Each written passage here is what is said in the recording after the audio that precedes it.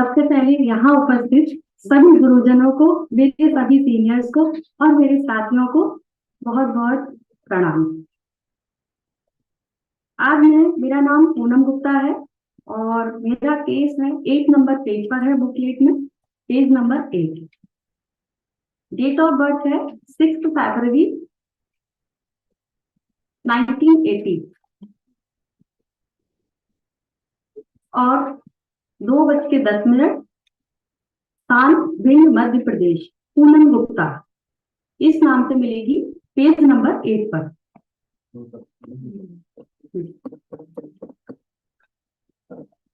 मेरा नाम पूनम है और मैं अखिला मैडम के मार्गदर्शन में यहाँ पर शोध कार्य कर रही हूँ।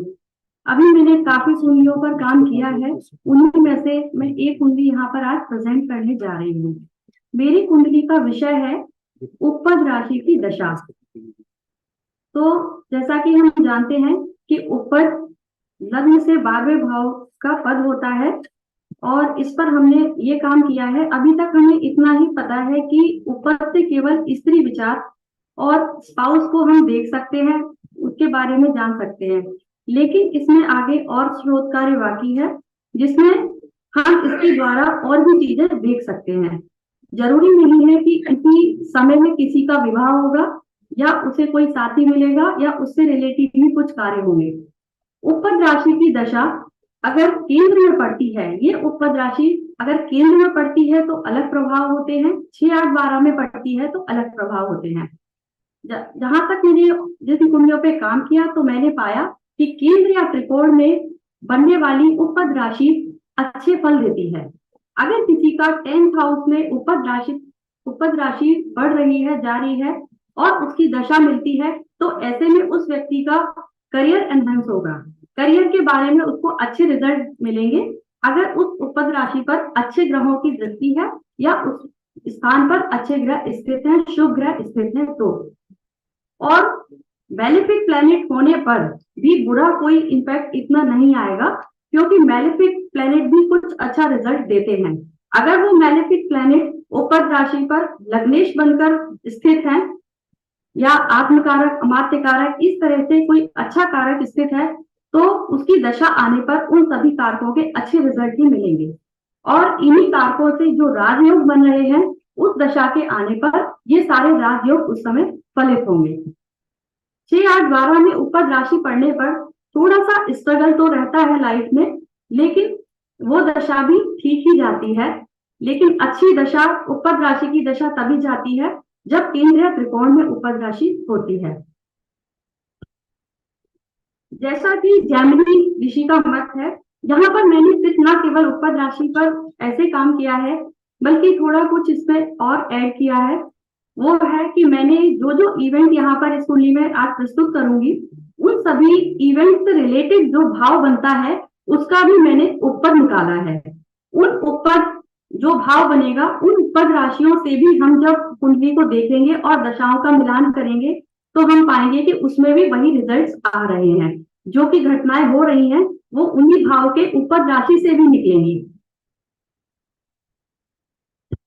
आज मैं जो कुंडली प्रस्तुत करने जा रही हूँ उस कुंडली में उपपद राशि सिंह राशि में पड़ती है, लग्न वृश्चिक है और उपपद राशि है यहाँ पर सिंह।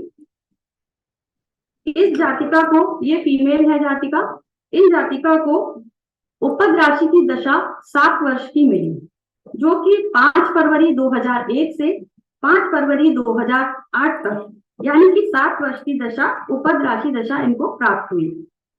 इस राशि दशा के पहले ये जातिका नॉन टेक्निकल एजुकेशन ले रही थी और इन्होंने अपना पोस्ट ग्रेजुएशन सोशियोलॉजी में पूरा किया। इन्होंने एमए किया है सोशियोलॉजी में, लेकिन जैसे ही इनको उपपद राशि की दशा मिली और इसके शुरू होते ही इनकी एजुकेशन का स्ट्रीम चेंज हो गया। इन्होंने टेक्निकल लाइन की तरफ अपना रुझान दिखाया और इनका एडमिशन टेक्निकल एजुकेशन की तरफ हुआ।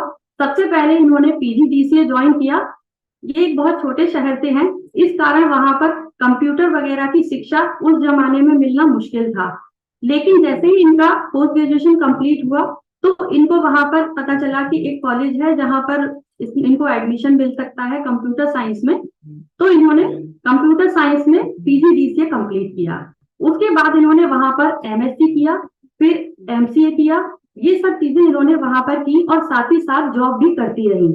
जॉब भी इन्होंने टेक्निकल लाइन में की। जैसा कि आप देख रहे हैं यहाँ पर 10th हाउस में सारे टेक्निकल ग्रह ही स्थित हैं। राहु भी टेक्निकल की तरफ, मंगल भी और जुपिटर भी यहाँ पर स्थित है जो कि पंचमेश है, जो कि ये बताता है कि इस दशा के आते ही टेक्निकल लाइन में एजुकेशन संभव है। तो इस तरह से इनकी लाइफ में बहुत बदलाव आया।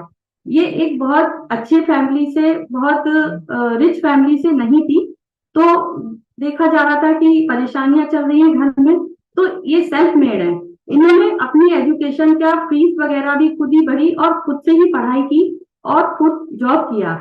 जल्दी ही इनको एजुकेशन करते करते 6 महीने के अंदर ही, जैसे ही इन्होंने 6 महीने का एक सेमेस्टर पूरा किया तो वहीं पर इनकी जॉब भी लग गई। इस तरह से ये इनके जीवन का थोड़ा सा पार्ट है जो मैंने यहाँ बताया। अब इन सब चीजों को प्रेजेंट करूंगी। अब यहाँ पर थोड़ा सिंह राशि के बारे में बता देती हूँ। सिंह राशि जो कि जेमिनी में ऐसा बताया गया है कि सिंह राशि जो होती है वो पद से आप नीचे भी आ सकते हैं, पदच्युति और पद प्राप्ति, उत्थान की भी दशा हो सकती है ये दशा। और साथ ही साथ इसी दशा में ये अध्यात्म की भी दशा है। जब ये राशि दशा आई तो जातिका को अध्यात्म की तरफ भी रुझान हुआ और इन्होंने ज्योतिष भी एक ज्योतिष गुरु से सीखना शुरू किया। इसके साथ ही इस दशा में, जैसा कि हमने पढ़ा है बुक्स में कि कुत्ते बिल्लियों से काटने का डर भी रहता है, जानवरों से हमले का, खतरे का डर रहता है। तो इन जातिका को इसी 7 साल के पीरियड में एक डॉगी ने भी इनको बाइट किया था एक बार, और ये अध्यात्म की तरफ भी गई और साधु संतों के साथ इनका थोड़ा सा ज्यादा उस तरफ रुझान हुआ, तो इन्होंने बहुत कुछ उन लोगों से सीखा भी अध्यात्म का। अब इसमें मैं पहला इवेंट प्रेजेंट करूंगी। पहला इवेंट इनका रहा है switch to technical education from non technical education. यह इवेंट इनका जून 2001 में हुआ और तब उस समय दशा चल रही थी सिंह में कन्या और उसमें मिथुन की प्रत्यंतर दशा थी। तो जैसा कि हम जानते हैं उपद राशि दशा है ये। इस उपद राशि दशा में जातिका की शिक्षा में परिवर्तन हुआ। जैसा कि हम यहाँ पर देखेंगे उपद राशि दशा में ही टेक्निकल ग्रह गुरु, राहु और मात्र कारक पंचमेश होकर के गुरु भी यहाँ पर स्थित है, जो कि गुरु शुभ ग्रह है और टेक्निकल ग्रह राहु भी स्थित है। राशि दशा से पंचम भाव में हम देखेंगे, क्योंकि यहाँ पर हम एजुकेशन की बात कर रहे हैं, तो राशि दशा से पंचम भाव पर यहाँ पर हम महादशा को देखेंगे क्या रिजल्ट आता है। राशि दशा से पंचम भाव में धनु राशि है, जिस पर की शनि की दृष्टि है, जो कि फिर से एक टेक्निकल ग्रह है, और शुभ ग्रह चंद्रमा की भी दृष्टि है तथा दारा कारक की भी दृष्टि है। अब यहाँ पर एक चीज ये है कि टेक्निकल ग्रह की दृष्टि है, इसलिए टेक्निकल एजुकेशन तो हुई, लेकिन परिवर्तन भी हुआ, क्योंकि यहाँ पर ज्ञाति कारक शनि का रोल आ गया।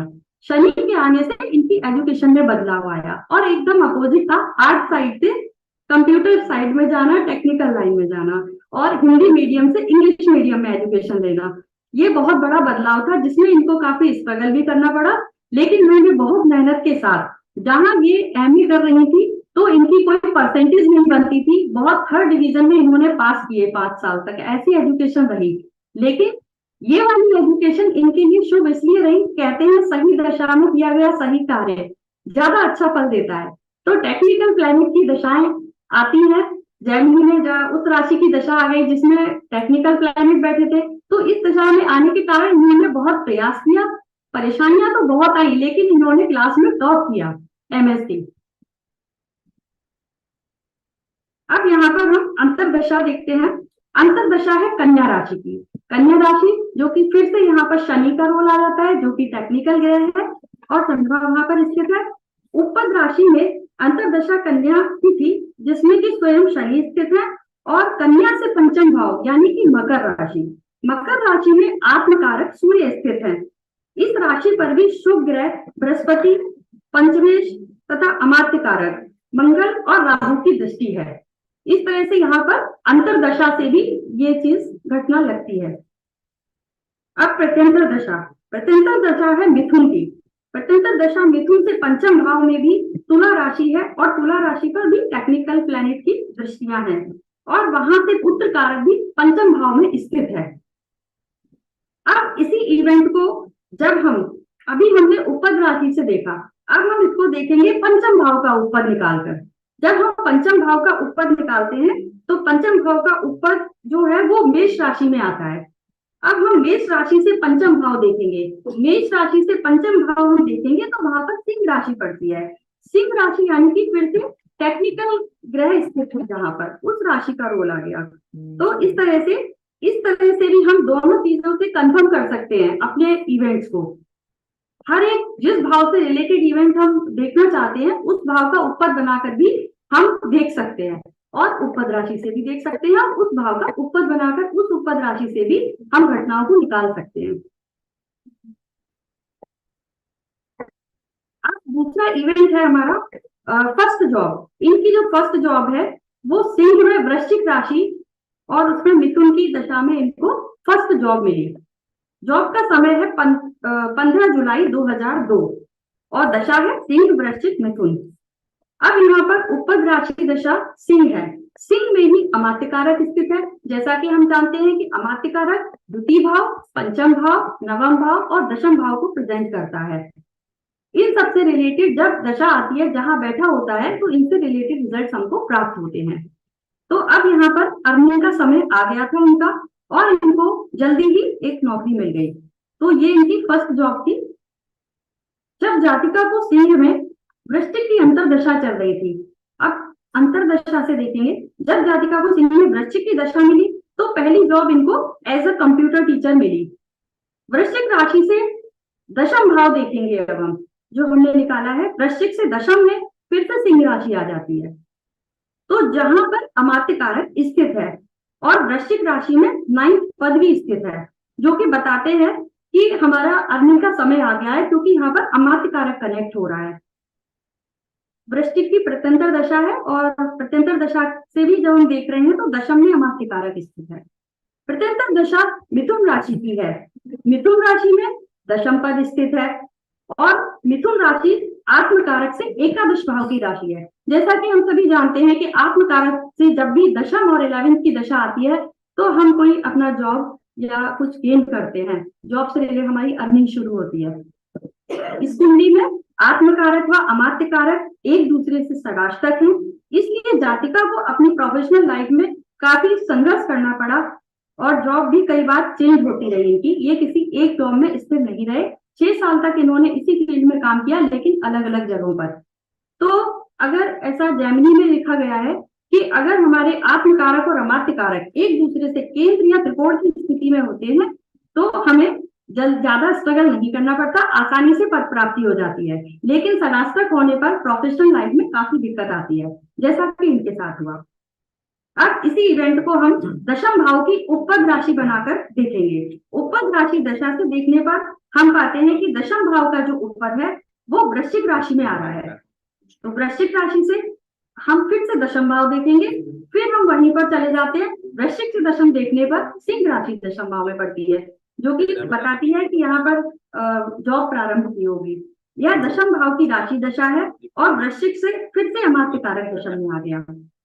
थर्ड इवेंट है इनका इंगेजमेंट का, जो कि इस उपपद राशि दशा की सबसे लास्ट अंतरदशा, अंतिम अंतरदशा थी सिंह में सिंह।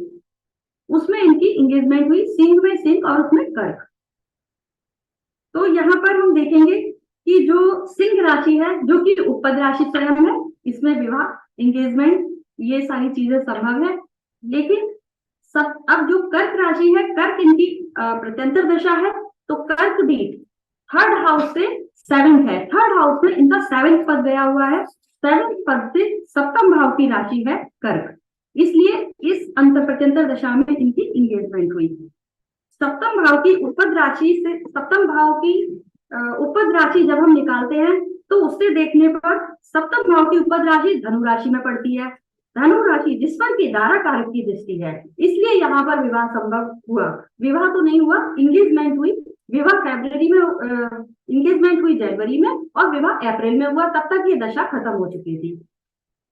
तो कर्क राशि में दारा कारक नवांश भी स्थित है। इनका कारकांश लगना कर्क है, जिसमें कि सूर्य और आत्मकारक सूर्य और दारा कारक शुक्र स्थित है। धनु से सप्तम भाव में मिथुन राशि है, जिस पर की दारा कारक की दृष्टि है। इस वजह से यहाँ पर ये सारे इवेंट घटित हुए। Thank you. खत्म हुआ यहीं पर मेरा प्रेजेंटेशन। ज्यादा अच्छा नहीं लिख पाई, लेकिन